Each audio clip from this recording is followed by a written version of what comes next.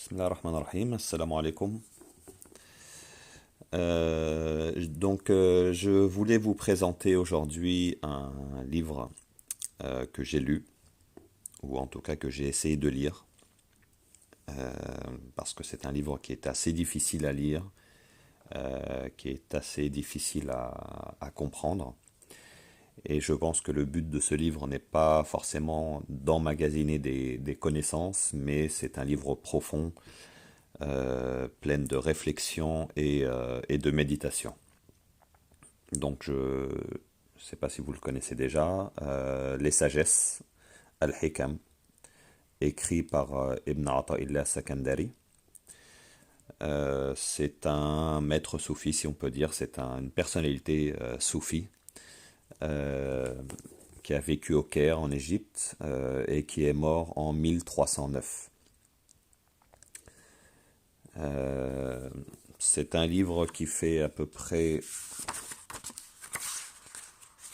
un peu moins de 300 pages, euh, on va dire qui est rapide à lire, mais comme je vous disais, le but c'est pas voilà de le lire rapidement d'une seule traite, mais c'est plutôt un livre qu'on garde et qu'on peut ouvrir et réouvrir à profusion suivant on va dire les périodes que l'on vit et suivant on va dire notre niveau de spiritualité.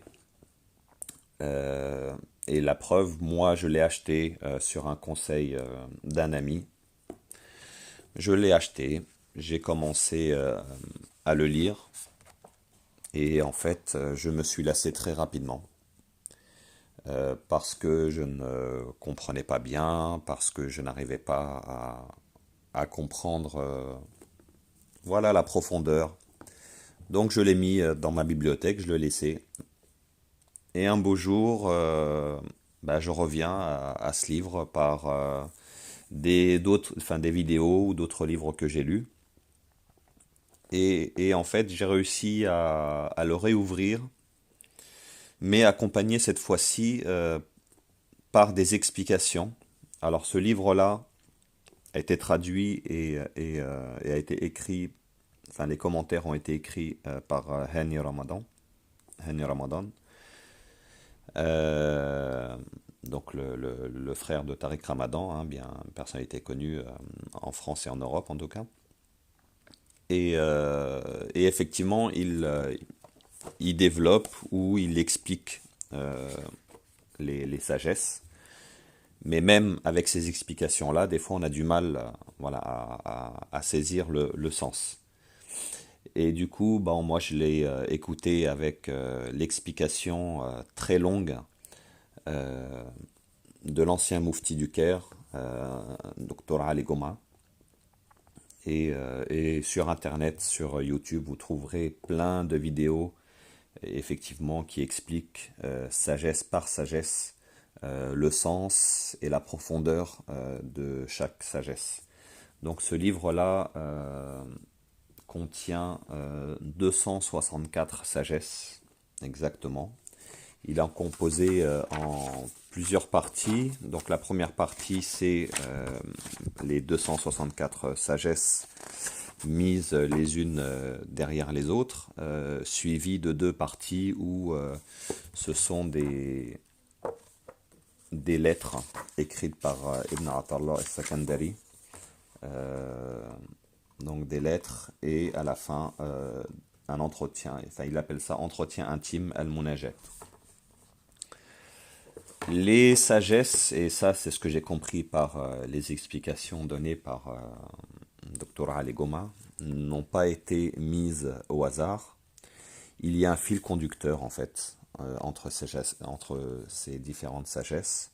Et plus on avance, donc chaque sagesse est reliée à la suivante, et plus on avance, plus on a l'impression vraiment voilà, de comprendre les choses, d'être un niveau spirituel et une profondeur vraiment, on va dire, voilà, qui est vraiment liée au soufisme Donc je ne vais pas rentrer dans les explications du soufisme, hein. Je pense que on peut facilement accéder aux définitions et à l'explication du soufisme sur Internet. Bien sûr, il y a plusieurs explications sur le soufisme.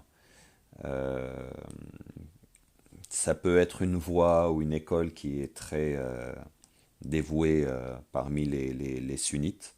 Mais en tout cas, voilà, le, ça mérite vraiment que ce livre voilà, soit acheté. Alors lu, je sais pas, mais en tout cas acheté. Et voilà, lire des parties euh, et, euh, et vraiment, voilà, l'avoir en tout cas pour pouvoir, à un certain donné de sa vie, à un certain moment donné de sa vie, de vraiment le découvrir et s'enrichir de ses méditations. Pour vous lire juste une petite partie du résumé en tout cas qu'il y a derrière. Euh, donc, les sagesses d'Ibn Ata'illah sont aujourd'hui universellement connues. Elles doivent leur succès au fait qu'elles répondent par leur contenu à l'exigence qui habite toute âme humaine en quête de sens qui refuse d'être pervertie par le matérialisme. Voilà, c'était assez bon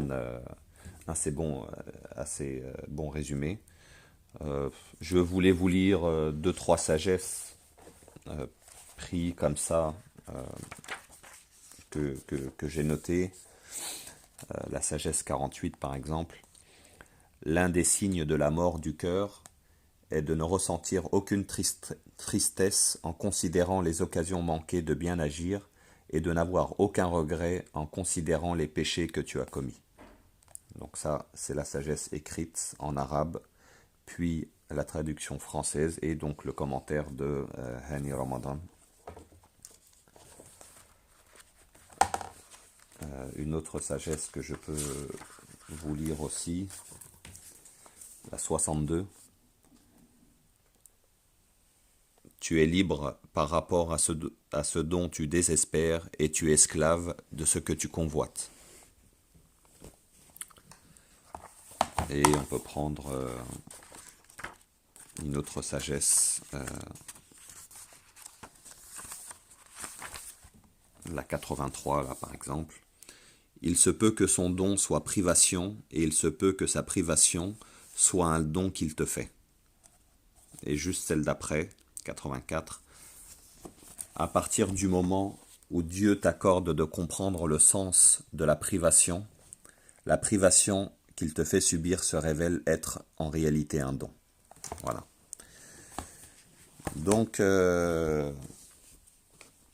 c'est un livre que je vous conseille d'acheter, de prendre le temps de lire, mais tout seul, comme ça, à prix brut, ça sera très difficile à lire et à comprendre.